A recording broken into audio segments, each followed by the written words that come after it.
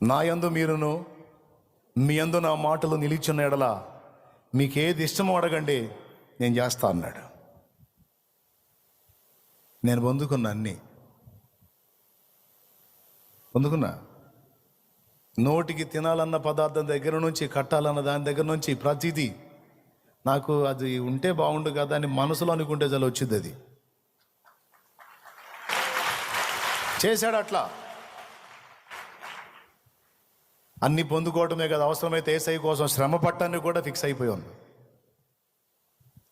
కష్టాలు, బాధలు, ఇరుగులు, ఇబ్బందులు ఏదైనా సరే యేసయ్య ఇచ్చి పొందుకోవటమే కాదు, ఒకవేళ శ్రమలు అనే గిన్నెలో పోతే వాటిని కూడా తాగటానికి సిద్ధంగా ఉండాలి.